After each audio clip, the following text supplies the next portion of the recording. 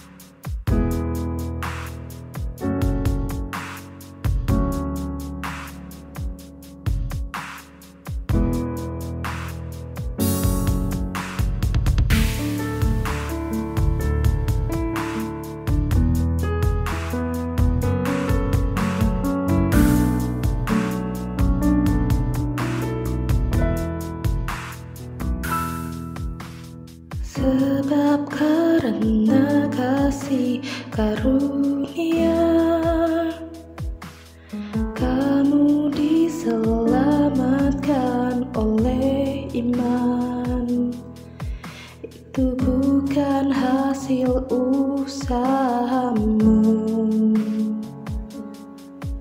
tetapi pemberian Allah itu bukan hasil pekerjaanmu. Jangan ada orang yang memegahkan diri, karena kita ini buatan Allah, diciptakan dalam Kristus Yesus untuk melakukan pekerjaan baik yang dipersiapkan Allah sebelumnya. Ia mau supaya kita hidup di dalamnya.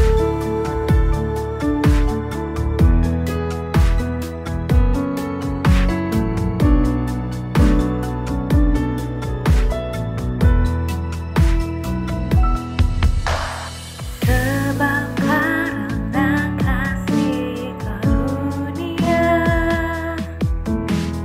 kamu diselamatkan oleh iman. Itu bukan hasil usahamu, tetapi pemberian Allah. Itu bukan hasil pekerjaanmu.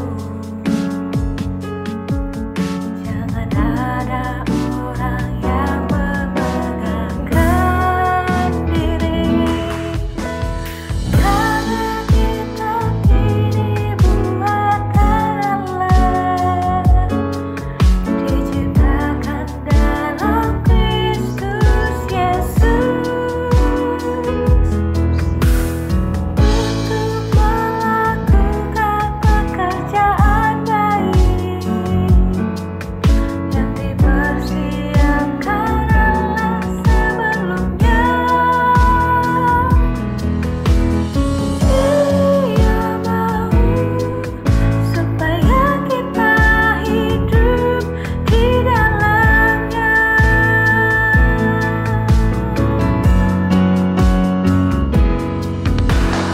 Karena kita ini buatan Allah, diciptakan dalam Kristus Yesus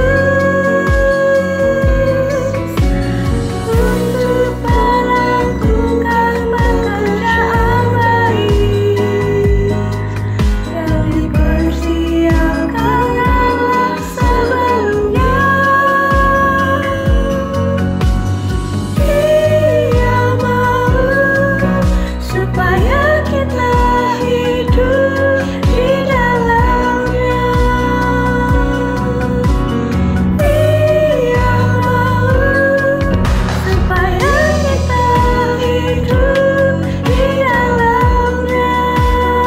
Ia mau supaya kita hidup di dalamnya. Ia mau supaya kita hidup di dalamnya.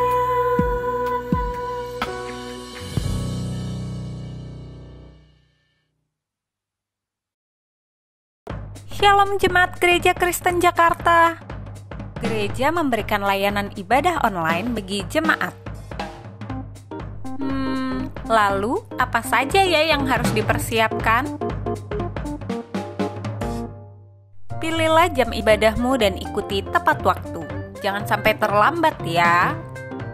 Berpakaian rapi dan sopan, seperti kondisi jemaat akan pergi ke gereja. Siapkan Alkitab dan alat tulismu ya. Duduklah dengan posisi yang baik agar tetap fokus. Hindari untuk berbaring ataupun sambil melakukan kegiatan lain di rumah. Berdoalah secara pribadi untuk mempersiapkan hati kita mengikuti ibadah ya. Berpartisipasilah aktif dalam beribadah, seperti ajakan untuk berdiri atau duduk, menyanyikan pujian, dan mendengarkan firman Tuhan dengan tetap fokus. Persembahan dapat jemaat berikan melalui transfer ke rekening gereja lokal masing-masing ya. Ikutilah ibadah online sampai selesai. Mohon bimbingan orang tua untuk dapat mengajak anak merenungkan firman melalui ibadah online sekolah minggu.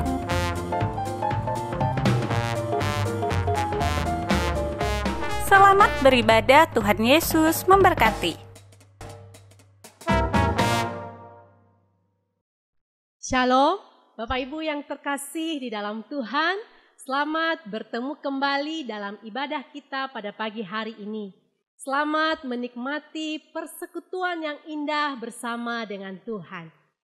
Mari mempersiapkan hati, pikiran, dan jiwa kita untuk menikmati hadirat Tuhan saat ini bersama-sama. Saya mengajak kita semua bangkit berdiri, kita bersaat teduh sejenak.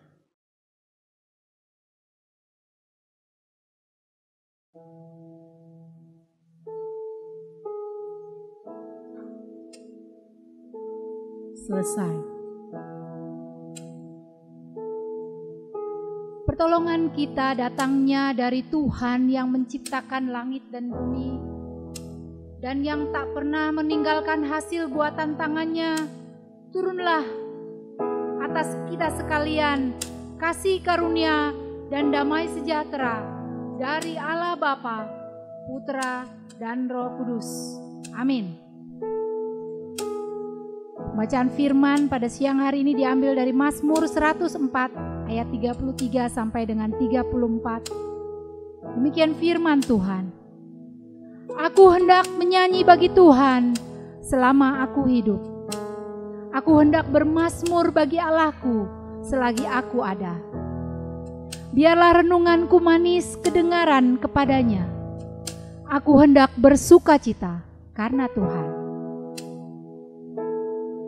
Hanya Yesus yang layak dipuji, hanya Yesus yang layak disembah, karena Dialah Raja di atas segala raja. Alam semesta melukiskan kebesaran Tuhan. Bumi, surga menyanyikan kemuliaan bagi nama Tuhan.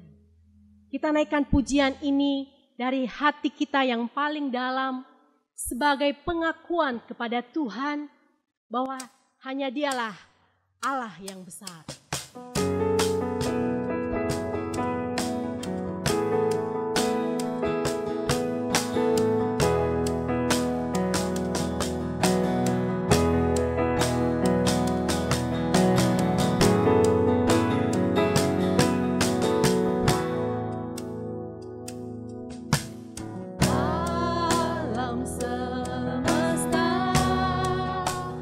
Melukiskan kebesaran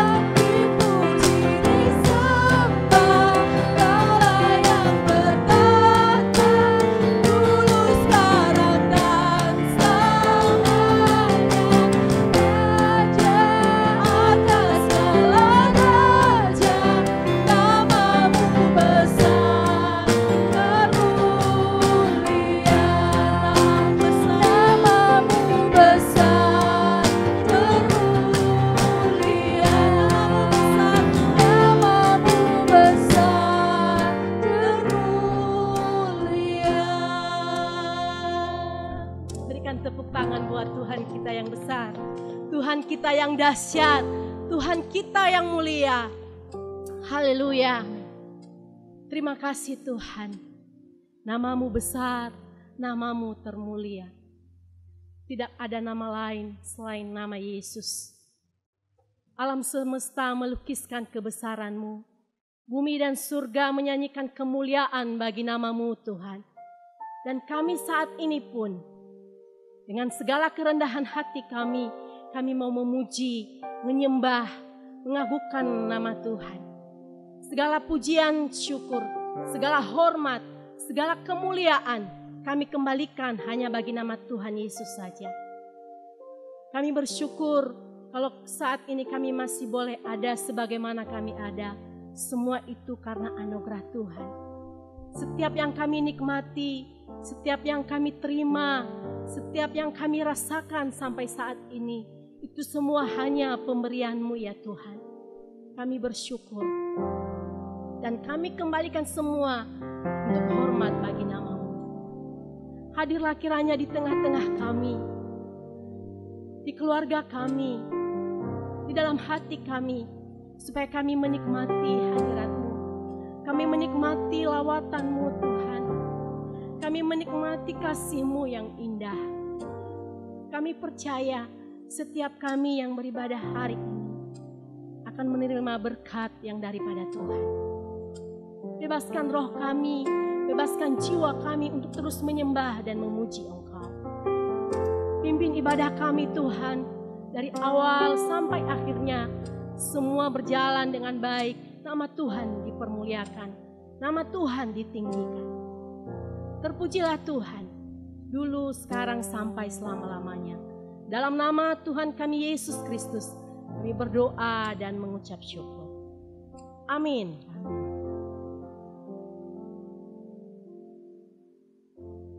Kita masih tetap berdiri. Kita akan sama-sama mengucapkan pengakuan iman rasuli. Pengakuan iman rasuli. Aku percaya kepada Allah, Bapa yang Maha Kuasa, Khalik langit dan bumi, dan kepada Yesus Kristus, Anaknya yang tunggal Tuhan kita, yang dikandung daripada Roh Kudus, lahir dari anak darah Maria, yang menderita sengsara di bawah pemerintahan Pontius Pilatus, disalibkan, mati, dan dikuburkan, turun ke dalam kerajaan maut. Pada hari yang ketiga, bangkit pula dari antara orang mati, naik ke surga, duduk di sebelah kanan Allah, Bapa yang Maha Kuasa. Dan dari sana Ia akan datang untuk menghakimi orang yang hidup dan yang mati. Aku percaya kepada Roh Kudus, gereja yang kudus dan am, persekutuan orang kudus, pengampunan dosa, kebangkitan tubuh, dan hidup yang kekal. Amin. Nama Tuhan sungguh maha besar. Dialah Raja segala raja. Mau kita mengucap syukur untuk segala hal yang Tuhan perbuat dalam hidup kita. Kita mau menyatakan, kita mau menyerukan namanya, bahwa Dialah maha besar.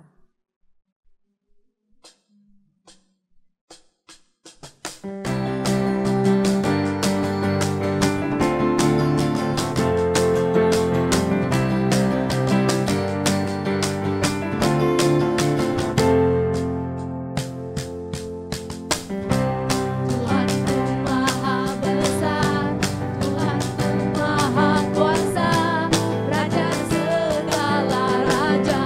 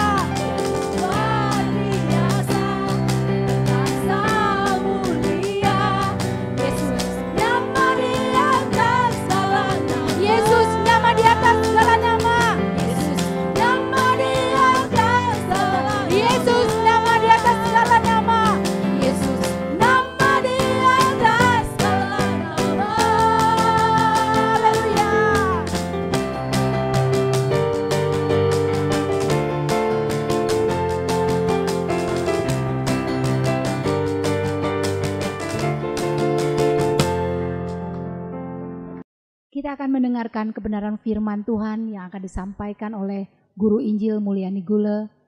Kita akan awali dengan pujian, mengalirlah kuasa Roh Kudus. Sungguh kami seperti tanah kering ya Tuhan. Kami rindu aliran sungai-Mu. Biarlah firman Tuhan menyapa kami. Firman Tuhan menguatkan kami. Firman Tuhan memulihkan kami. Bersama-sama kita naikkan pujian ini.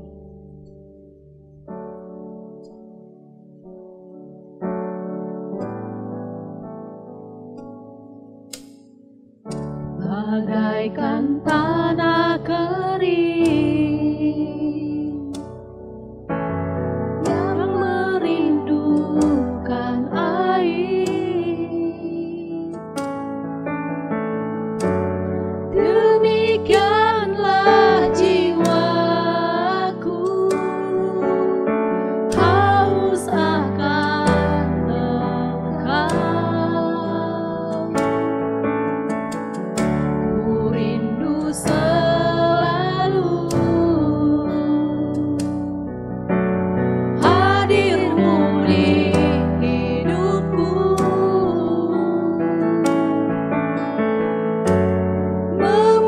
memulihkan jiwaku, hapuskan air mataku, mengalirlah kuasa Roh Kudus, mengalirlah di tempat ini, mengalirlah, oh Roh Kudus, pulihkanku. Kembali kita naikkan pujian ini.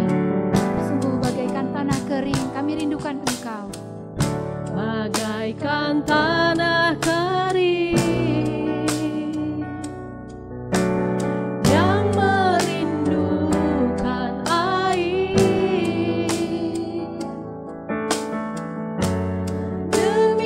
demikianlah jiwaku haus akan Engkau. Ku rindu selalu hadir-Mu di hidupku,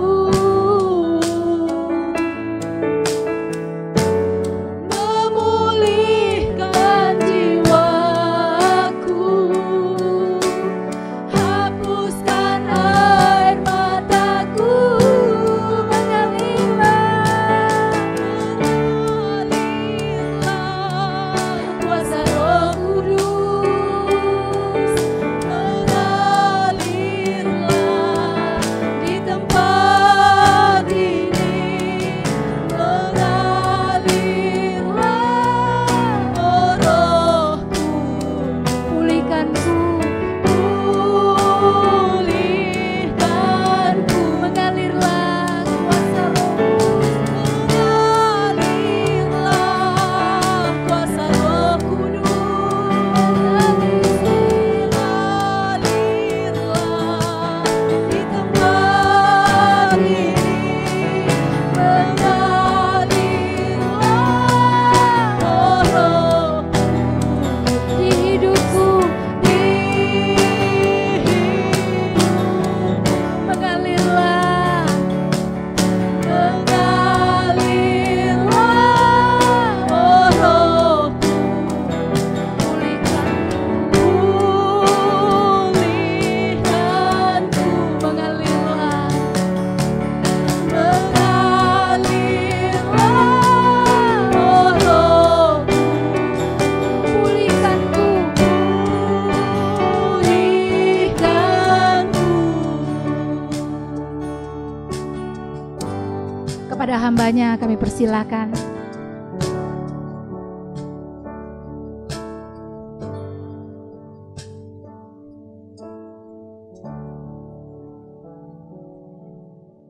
Shalom Bapak Ibu dan saudara-saudara yang dikasihi Tuhan. Sebelum kita mendengarkan firman Tuhan, mari kita berdoa. Bapa di dalam surga, berbicaralah kepada kami melalui firman-Mu pada pagi hari. Dan biarlah Roh Kudus-Mu menolong kami untuk memahami kehendak-Mu. Dan kiranya firman-Mu boleh menjadi berkat bagi kami semua dan berkati hamba-Mu. Di dalam nama Tuhan Yesus kami berdoa. Amin. Bapak, Ibu, dan saudara-saudara yang dikasihi Tuhan, selama bulan September ini kita akan terus merenungkan firman Tuhan tentang pelayanan misi melalui tema-tema khotbah yang berseri selama 1 bulan ini. Dan kita akan terus menggali firman Tuhan di dalam Injil Yohanes pasal 4 secara lebih dalam. Nah, saudara dikasihi Tuhan, kalau minggu yang lalu tema kita berbicara tentang mengikuti agenda Tuhan. Kemana Tuhan utus kita, kepada siapapun Tuhan utus kita, dan kapanpun kita harus pergi memberitakan Injil. Nah, saudara-saudara, Tuhan tidak mengutus kita begitu saja, tanpa perlengkapan rohani yang harus kita punyai di dalam diri kita ketika pergi memberitakan Injil. Maka hari ini kita akan belajar firman Tuhan. Apa saja yang Tuhan berikan, yang Tuhan anugerahkan, yang kita terima sebelum kita pergi memberitakan Injil. Nah, kita akan mendalami bagian Injil Yohanes pasal yang keempat, ayat yang ke-10 sampai 26. Secara khusus ayat 10 sampai 26. Saya undang Bapak Ibu baca Alkitab, buka Alkitabnya, dan ikuti pembacaan ini. Ayat 10, Injil Yohanes pasal 4, ayat 10 sampai 26. Jawab Yesus kepadanya, "Jika engkau tahu tentang karunia Allah, dan siapakah dia yang berkata kepadamu, berilah aku minum, niscaya engkau telah meminta kepadanya, dan ia telah memberikan kepadamu air hidup." Kata perempuan itu kepadanya, "Tuhan, engkau tidak punya timba dan sumur ini amat dalam. Dari manakah engkau memperoleh air hidup itu? Adakah engkau lebih besar daripada bapa kami Yakub, yang memberikan sumur ini kepada kami, dan yang telah minum sendiri dari dalamnya, ia serta anak-anaknya dan ternaknya?" Jawab Yesus kepadanya, ayat 13, perhatikan. "Barang siapa minum air ini, ia akan haus lagi. Tetapi barang siapa minum air yang akan kuberikan kepadanya, ia tidak akan haus untuk selama-lamanya. Sebaliknya, air yang akan kuberikan kepadanya akan menjadi mata air di dalam dirinya yang terus-menerus memancar sampai kepada hidup yang kekal." Kata perempuan itu kepadanya, "Tuhan, berikanlah aku air itu, supaya aku tidak haus dan tidak usah datang lagi ke sini untuk menimba air." Kata Yesus kepadanya, Pergilah panggil suamimu dan datang kemari, dan datang ke sini." Kata perempuan itu, "Aku tidak mempunyai suami." Kata Yesus kepadanya, "Tepat katamu bahwa engkau tidak mempunyai suami, sebab engkau sudah mempunyai 5 suami, dan yang ada sekarang padamu bukanlah suamimu.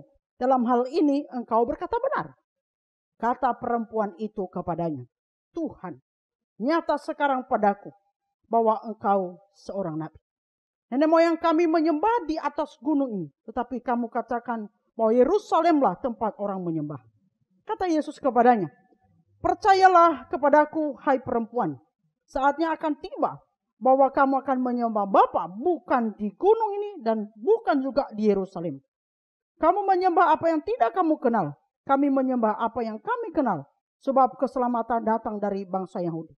Tetapi saatnya akan datang dan sudah tiba sekarang bahwa penyembah-penyembah benar akan menyembah Bapa dalam roh dan kebenaran, sebab Bapa menghendaki penyembah-penyembah demikian. Allah itu roh, dan barang siapa menyembah Dia harus menyembahnya dalam roh dan kebenaran." Jawab perempuan itu kepadanya, "Aku tahu bahwa Mesias akan datang, yang disebut juga Kristus. Apabila ia datang, ia akan memberitakan segala sesuatu kepada kami. Kata Yesus kepadanya, akulah dia yang sedang berkata-kata dengan engkau. Bapak, Ibu, dan saudara-saudara yang dikasihi Tuhan, mari kita lihat slide berikut ini.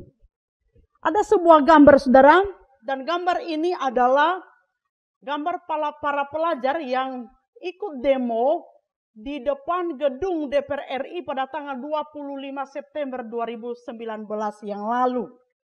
Nah, mereka ini dengan semangat, anak-anak muda ini meneriakkan yel-yel yang menolak undang-undang.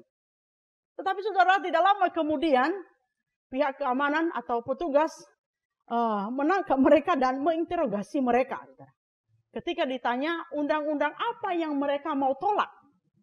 Dan ternyata anak-anak muda ini, sebagian pendemo ini saudara, itu bingung. Apa yang mereka tolak? Ternyata mereka tidak paham. Sebagian besar tidak paham. Dan ternyata mereka kebanyakan adalah hanya ikut-ikutan.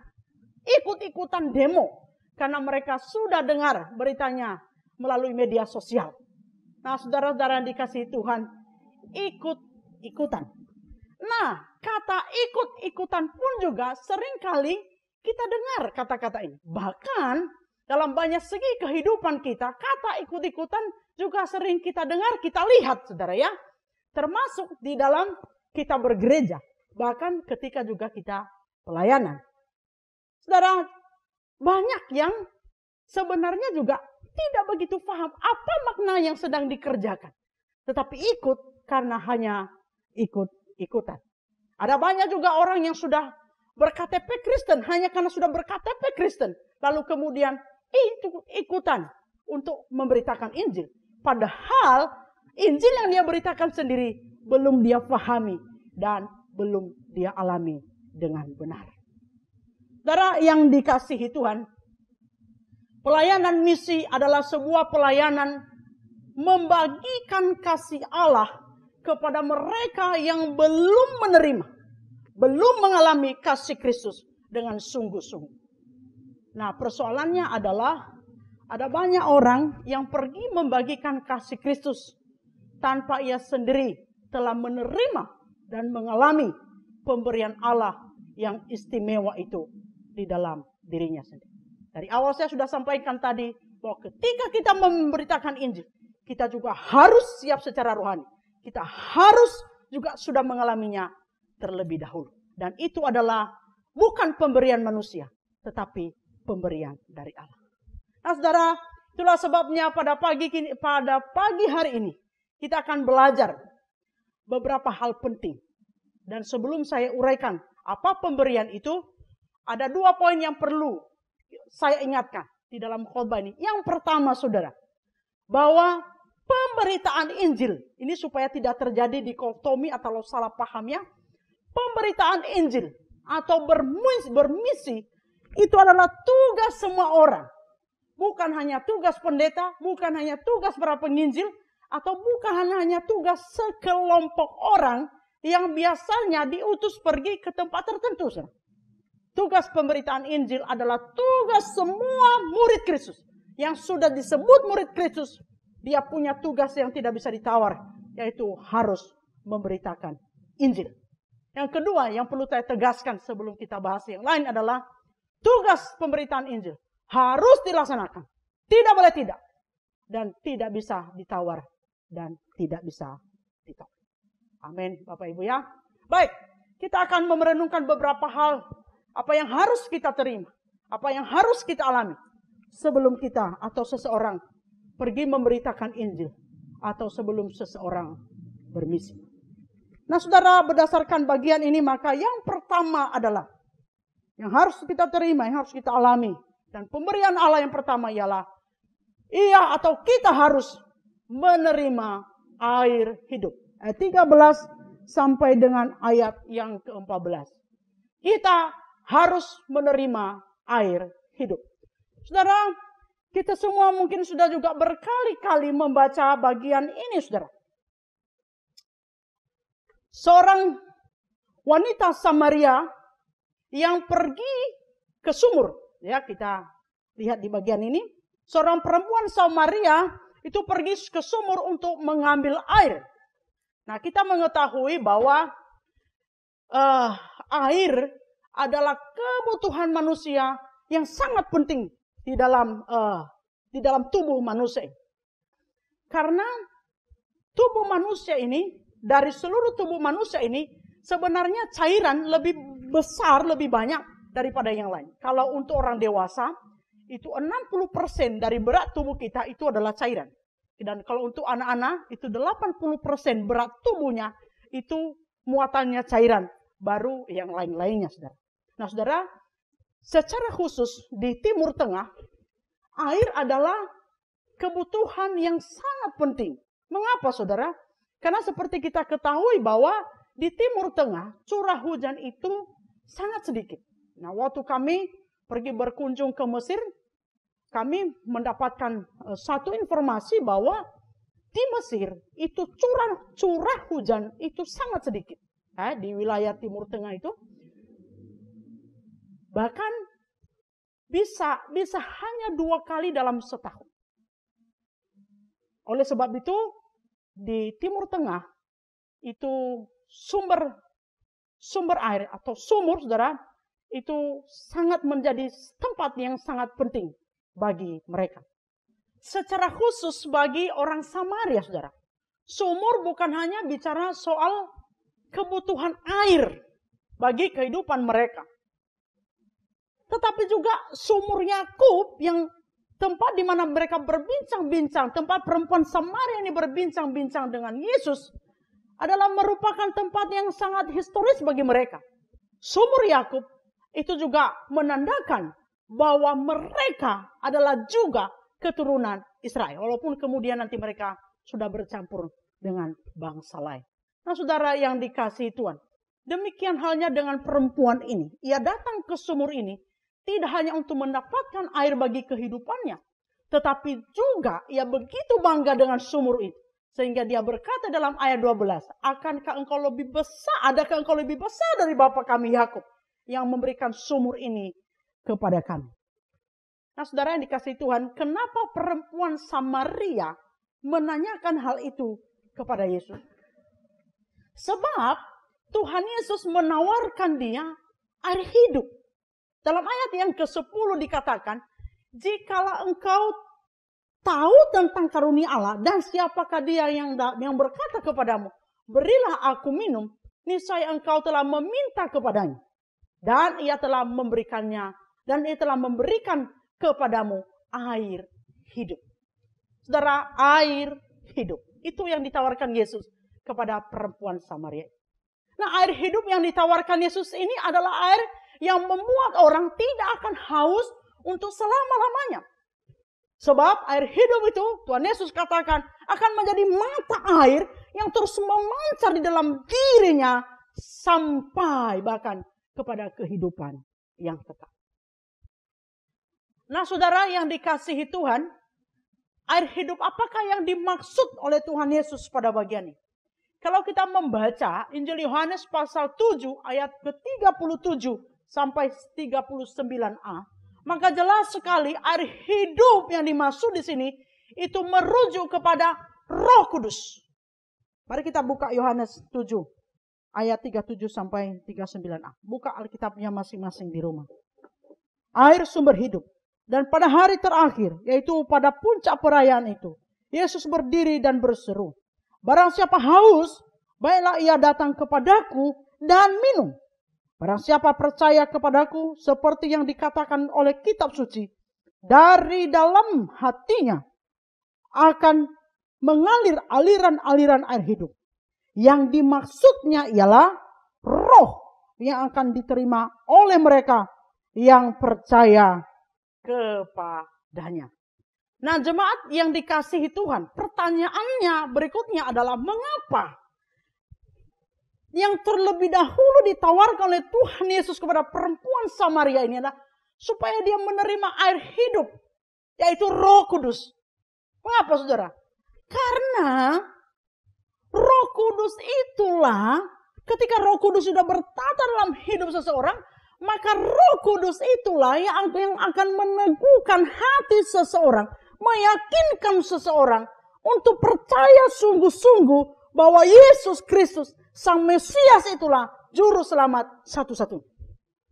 Nah kemudian, dengan perempuan Samaria itu sudah menerima Roh Kudus itu sudah bertata dalam hati dan seluruh hidupnya, maka Roh Kudus itulah yang akan terus mengingatkan dia dan menuntunnya untuk tidak hidup lagi di dalam dosa. Dan menuntunnya untuk hidup di dalam kebenaran Allah. Hidup dalam kehendak Allah. Roh Kudus itu. Bahkan saudara, Roh Kudus itulah yang sudah bertata di dalam dirinya. Bahkan dalam diri seseorang. Roh Kudus itulah yang membakar hati seseorang. Yang menggerakkan hati seseorang. Yang memberi keberanian kepada seseorang. Untuk pergi dan untuk memberitakan Injil kepada orang yang ditemui. Dan itulah yang terjadi dengan perempuan Samaria kalau kita baca kisahnya. Dan itu minggu depan akan digali lebih dalam. Roh Kudus itulah yang memberikan dia keberanian. Untuk pergi memberitakan Injil. Saudara yang dikasihi Tuhan. Jika kita juga membaca kisah para rasul-rasul di dalam Alkitab. Maka jelas sekali bagaimana mereka memberitakan Injil. Bagaimana mereka pergi bermisi. Mereka senantiasa memberi hidup dituntun dan dikendalikan oleh Roh Kudus. Pertanyaannya sekarang adalah, selama ini atau ke depannya, kita dituntun dan dikendalikan, diarahkan oleh apa ketika kita pergi memberitakan Injil atau ketika kita bermisi? Kalau kita sedikit mereview, saudara, maafkan saya katakan, tidak jarang orang Kristen atau gereja-gereja ketika memberitakan Injil, ketika pergi bermisi, itu seringkali dituntun, dibimbing oleh hal-hal yang lain. Misalnya saudara, dikendalikan atau dituntun oleh uang. Bukankah ketika gereja-gereja pergi bermisi atau orang-orang pergi memberitakan Injil, yang ditanya lebih dahulu adalah, ada berapa dulu uang kita? Ya kan? Atau berapa biayanya pergi ke sana? Saudara, bukan tanya kehendak Tuhan dulu di dalam keintiman dengan Tuhan, di dalam doa, di dalam membaca firman. Bukan muncul dari sana. Tetapi lebih dulu itu perhitungan logika manusia. Berapa dulu uangnya dan berapa uang yang sudah ada. Saudara, ini keliru besar. Firman Tuhan mengingatkan kita pagi hari. Yang paling utama adalah pimpinan daripada Roh Kudus. Roh Kudus menuntun kita kemana. Maka selanjutnya, uang dan segala macam. Roh Kudus yang menyediakan. Tuhan yang adalah Tuhan itu sendiri yang akan menyediakannya bagi kita. Saudara, uang penting, jangan salah. Ketika kita juga pelayanan, memberitakan Injil dan bermisi, apalagi kita kalau pergi ke tempat yang jauh, uang penting. Kita butuh uang. Tetapi yang paling utama, sebelum segala sesuatunya itu, minta petunjuk daripada Tuhan. Dan biarlah Roh Kudus itu yang menuntun kita kemana dan mau kemana. Maka selanjutnya, semua yang kita butuhkan, termasuk uang, Tuhan pasti sediakan. Mengapa? Karena itu bukan atas kehendak kita sendiri. Pelayanan itu, misi itu, bukan atas kehendak kita sendiri. Tetapi itu kehendak daripada Allah itu sendiri. Dan tuntunan daripada Roh Kudus itu sendiri. Kita mau pergi kemana dan apa yang harus kita lakukan. Dengan demikian pelayanan akan lebih berhasil. Sering juga kita ditargetkan apa? Kita dikendalikan oleh apa? Kita seringkali, gereja-gereja, seringkali dikendalikan oleh target manusiawi. Seringkali berdasarkan target manusiawi, keinginan manusiawi, pertimbangan manusiawi. Hasil rapat. Jadi hasil rapat dulu. Setelah hasil rapat ada, diketok di rapat, baru kita minta Tuhan, baru kita berdoa, minta Tuhan setempel hasil rapat kita. Hasil target kita. Saudara yang dikasihi Tuhan, ini pun juga keliru. Minta dulu kehendak Tuhan. Jangan kehendak kita dulu, baru kita minta Tuhan setempel kehendak itu untuk kita lakukan. Itulah sebabnya nanti seringkali terjadi kegagalan dan banyak hal yang tidak berhasil di dalam pelayanan kita. Kadang juga saudara, kita dikendalikan oleh gelar, jabatan gerejawi, dan keahlian pribadi. Kita berpikir dengan gelar, jabatan gerejawi, dan keahlian pribadi, itu bisa menentukan keberhasilan pemberitaan Injil, atau keberhasilan pelayanan misi. Saudara, ini juga keliru besar. Memang keahlian dan keterampilan dalam penginjilan penting diperlukan. Tetapi Roh Kudus tetap paling utama yang mengendalikan seseorang untuk menyampaikan Injil itu kepada orang lain. Para rasul di dalam Alkitab, mereka bukan orang yang sekolah tinggi atau sudah kursus atau sudah dengan skill-skill tertentu.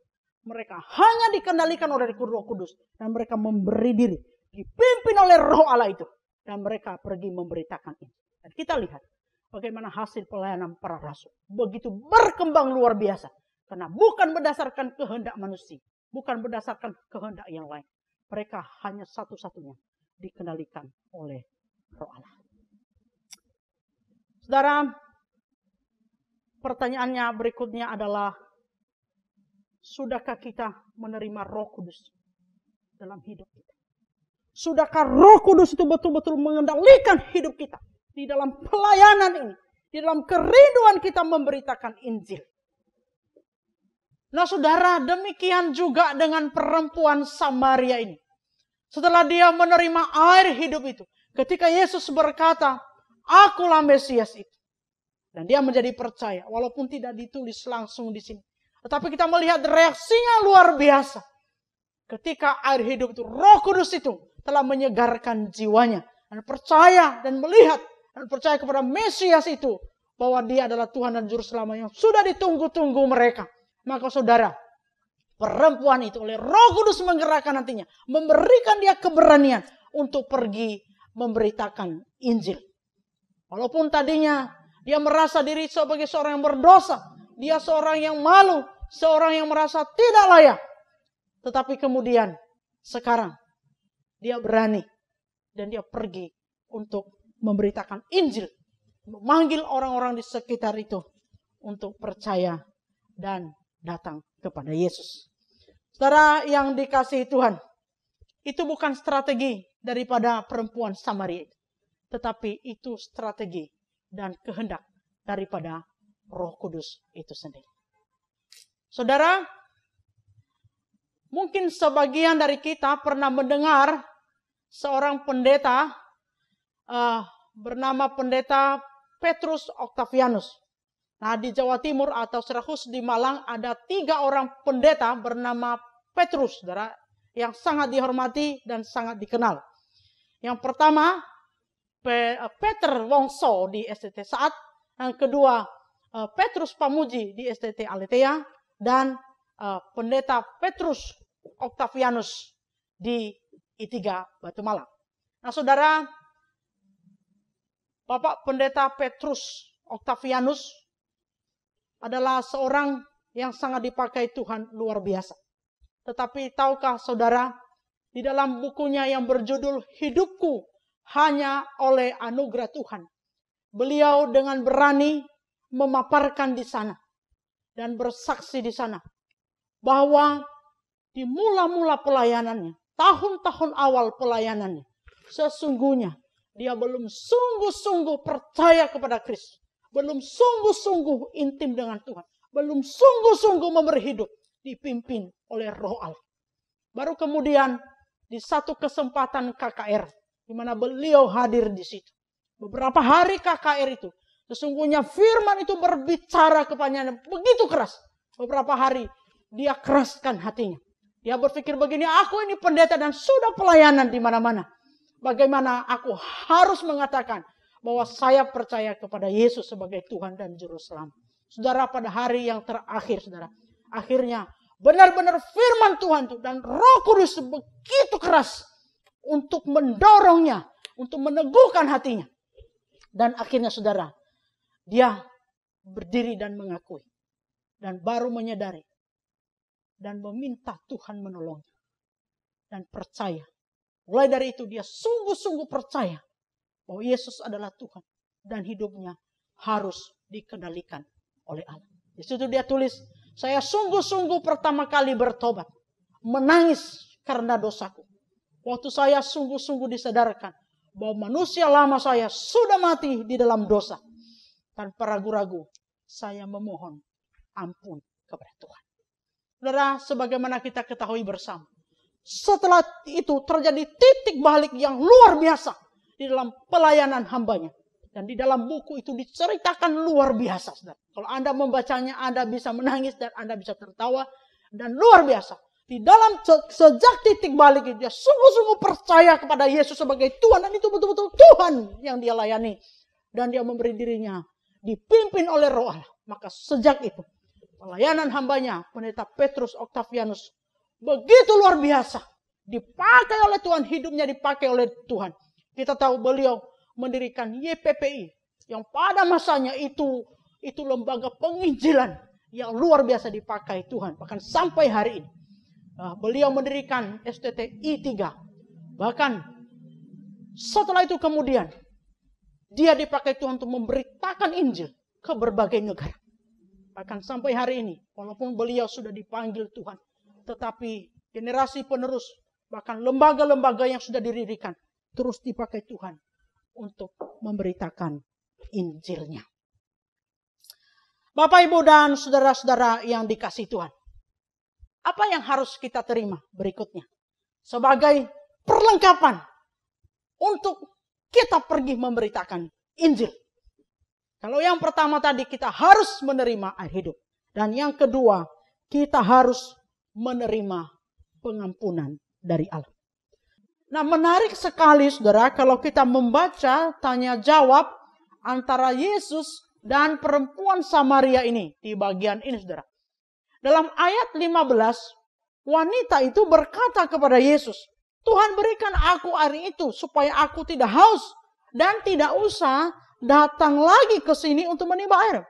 Nah, kita mendapatkan kesan bahwa perempuan ini tidak begitu serius menerima tawaran air hidup itu dari Tuhan Yesus. Sehingga saudara, Tuhan Yesus langsung menjawab dia dengan semua permintaan yang sangat mengejutkan dari perempuan ini. Ayat 17, Tuhan Yesus berkata, kalau begitu pergilah. Ya kurang lebih begitu ya, pergilah. Panggillah suamimu dan datang ke sini. Nah, saudara, jawaban ini mengejutkan sekali perempuan ini. Karena ini sifatnya sangat pribadi. Yesus langsung menusuk ke dalam kehidupan pribadinya yang sangat private, saudara. Perempuan ini, seperti kita ketahui, bukanlah perempuan yang baik-baik, saudara. Ia memiliki hubungan dengan pria yang disebut suaminya, dan satu lagi yang ada pada yang sekarang yang bukan suaminya. Nah, perempuan Samaria ini mencoba berkelit. Tetapi Yesus langsung menunjuk kepada dosanya yang sangat vital. Sehingga saudara, pada ayat 19, secara tidak langsung wanita itu mengakui bahwa ia seorang berdosa.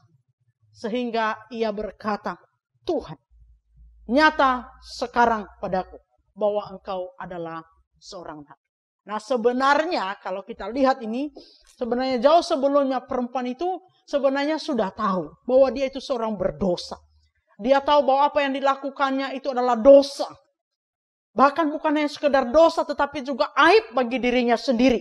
Mempermalukan diri sendiri, dan dia malu dengan dosa itu. Itulah sebabnya dia pergi ke sumur itu di siang hari. Bukan seperti perempuan lain datang pada pagi hari. Karena apa? Dia menghindari untuk bertemu dengan orang baik. Nah, kita mau lihat di sini ya. Perempuan Samaria ini adalah seorang yang tahu bahwa dia berdosa. Dan dia tidak pura-pura tidak berdosa. Dan tidak malu dengan dosa yang diperbuat. Hanya saja sebelum Kristus datang, dia belum berjumpa dengan seseorang. Dia belum berjumpa dengan juru selamat itu. Yang mampu memberikan dia pengampunan. Dan kini yang mampu memberikan dan memulihkan hidupnya itu telah datang dan menawarkan air hidup itu padanya sampai dia menjadi percaya. Nah saudara, pertanyaannya adalah mengapa pokok pembicaraan Tuhan Yesus dari bicara air hidup lalu melompat, menohol langsung ke hal yang sifatnya pribadi, yang sangat privasi dari perempuan itu.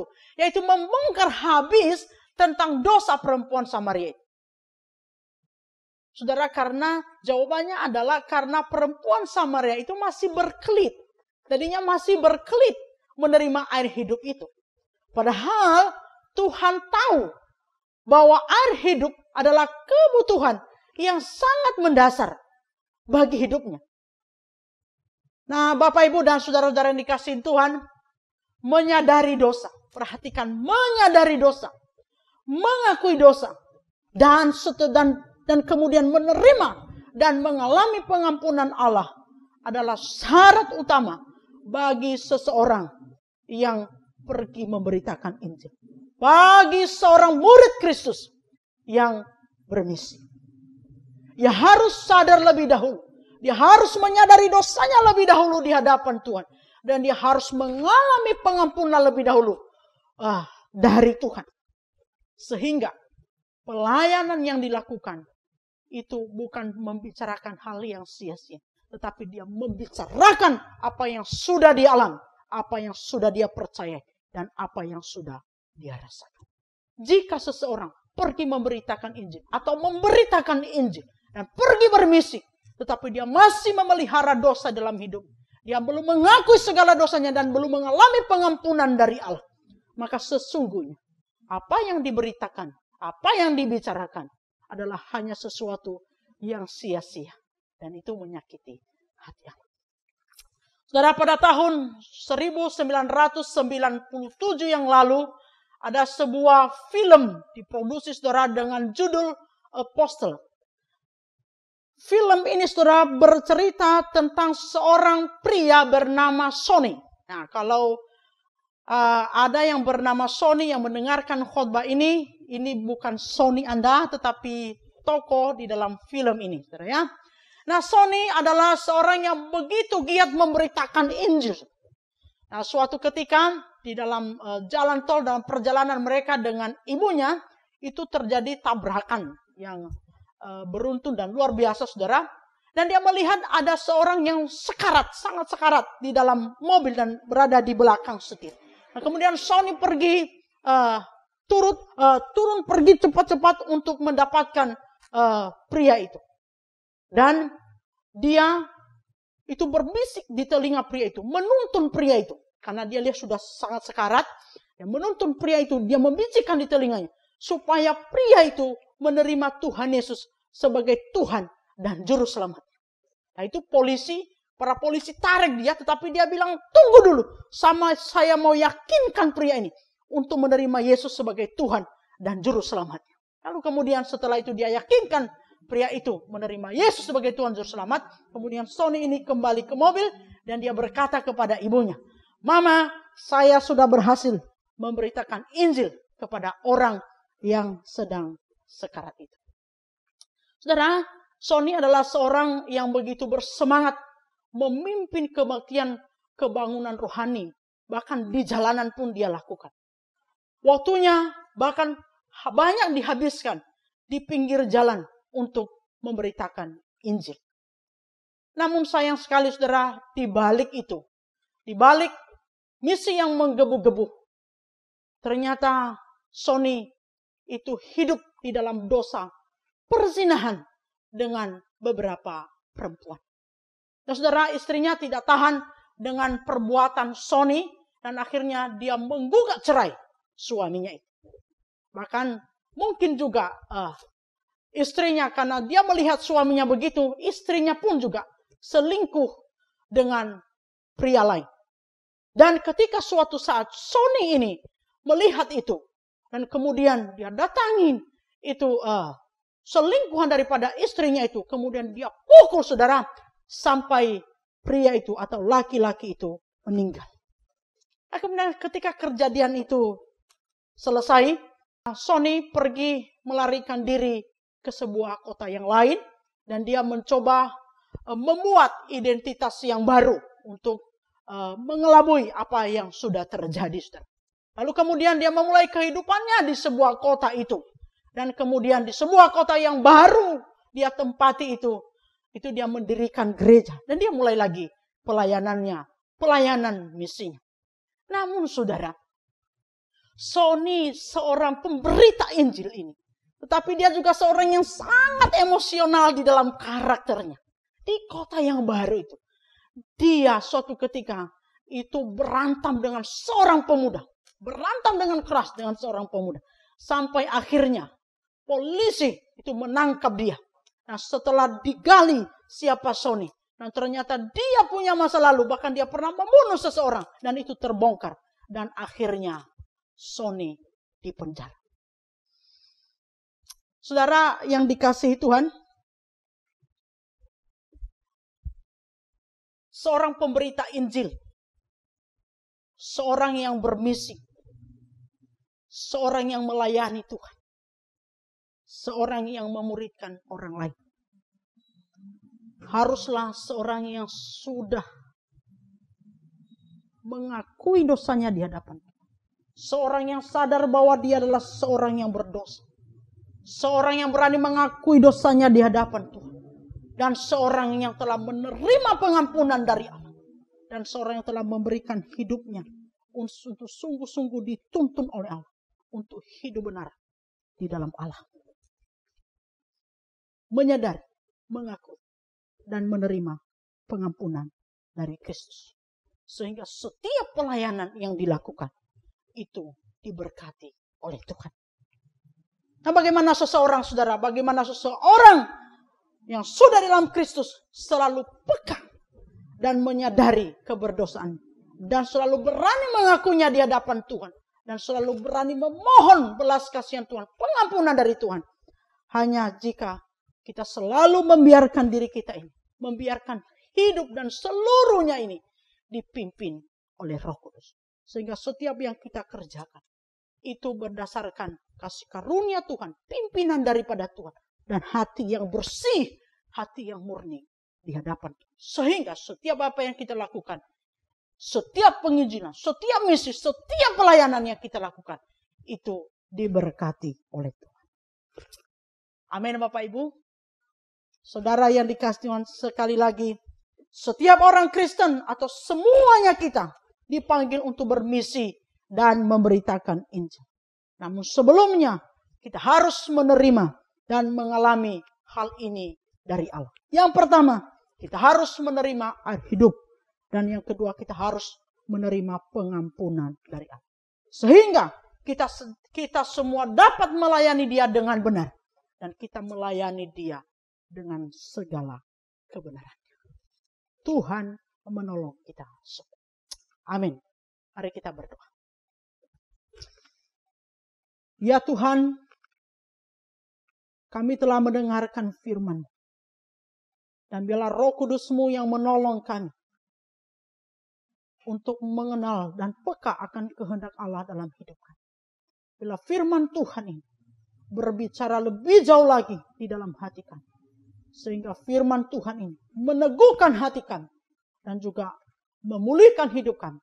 Bahkan memberikan kami satu daya dorong yang lebih lagi. Untuk menjadi pemberita-pemberita Injil yang berkenan kepada kehendak Tuhan. Terima kasih Bapa. Sekali lagi berkatilah kami semua. Di dalam nama Tuhan kami Yesus Kristus. Kami bersyukur dan berdoa. Amin. Terima kasih untuk kebenaran firman Tuhan yang sudah disampaikan oleh Guru Injil Mulyani Gule untuk kita semua. Kita percaya bahwa jiwa kita disegarkan kembali oleh firman Tuhan sehingga hari demi hari kita terus hidup sesuai dengan kehendak Tuhan. Kita akan mendengarkan dan menyaksikan warta berikut ini. Warta Sinode Gereja Kristen Jakarta. Pertama, bimbingan pranikah.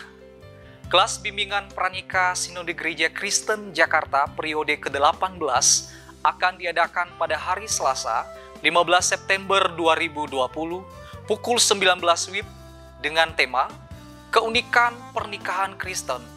Pembicara Pendeta Fauzi Duhu Lahagu.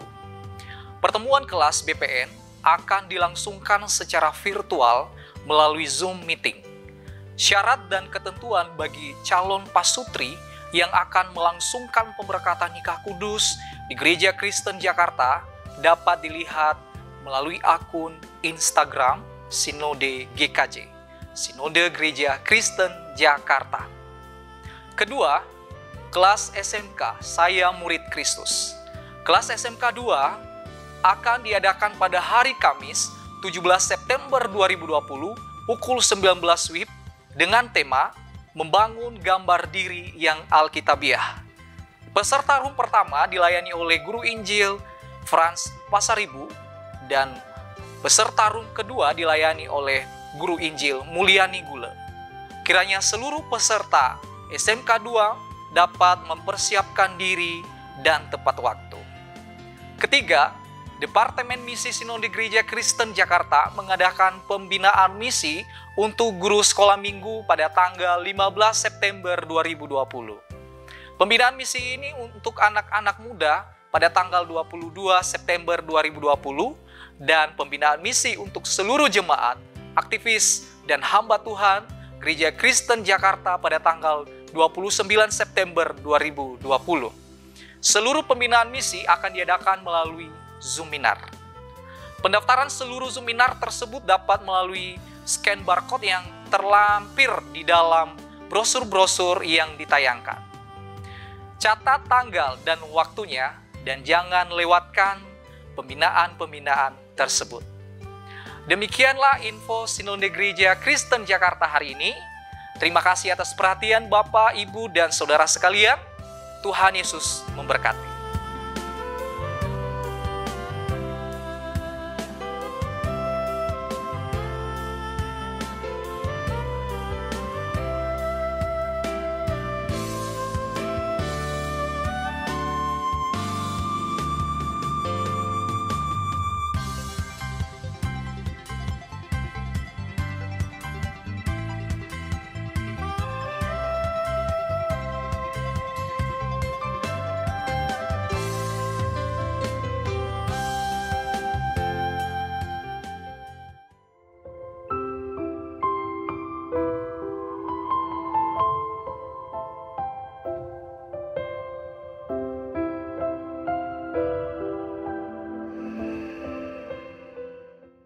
Jemaat yang terkasih, kita akan memberikan persembahan kepada Tuhan.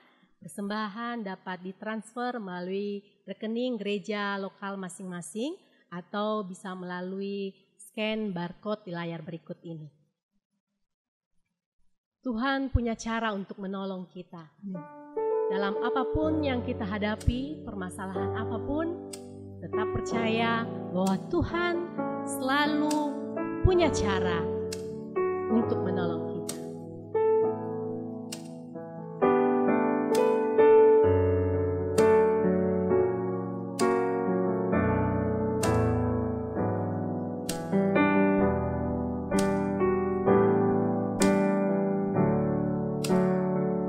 Kau selalu punya cara untuk menolongku. Kau selalu punya jalan ke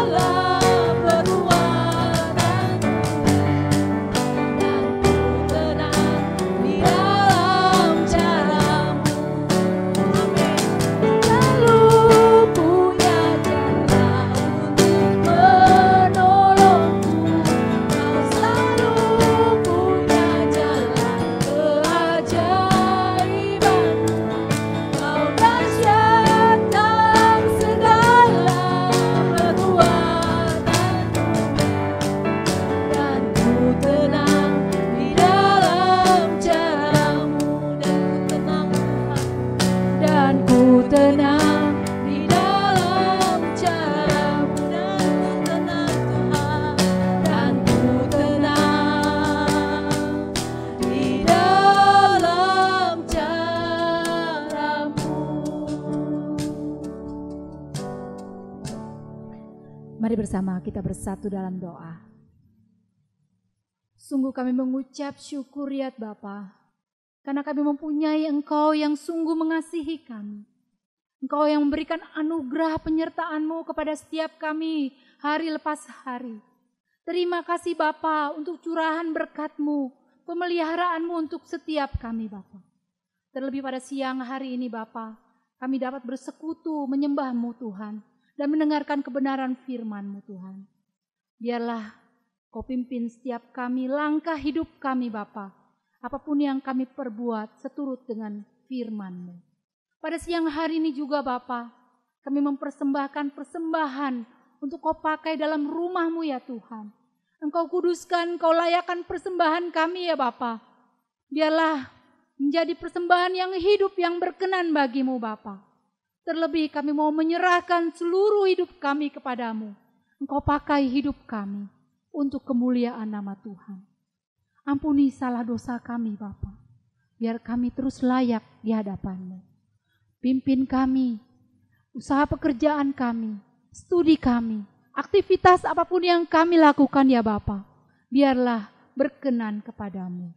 Terima kasih Tuhan, kami serahkan seluruh doa kami di dalam nama Tuhan Yesus Kristus, Tuhan yang ajaib dan hidup untuk setiap kami. Haleluya. Amin.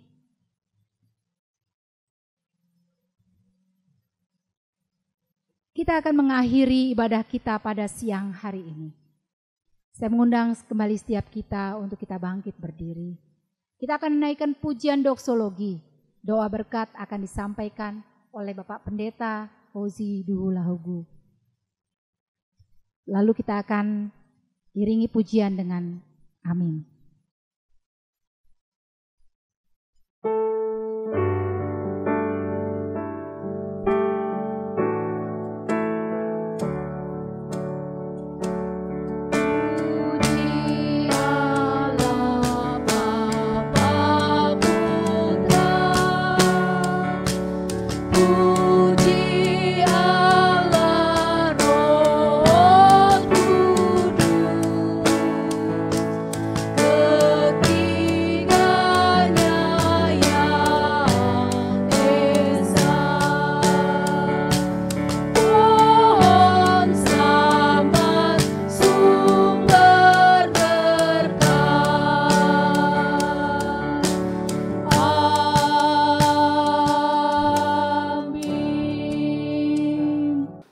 Saudara-saudara yang dikasihi Tuhan, pergilah, tunaikanlah tugas pelayananmu, jadilah duta-duta Kristus dimanapun Tuhan mengutusmu.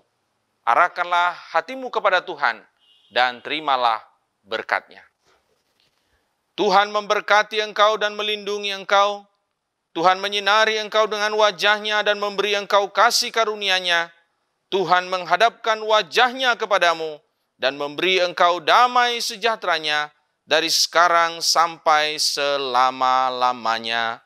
Amin.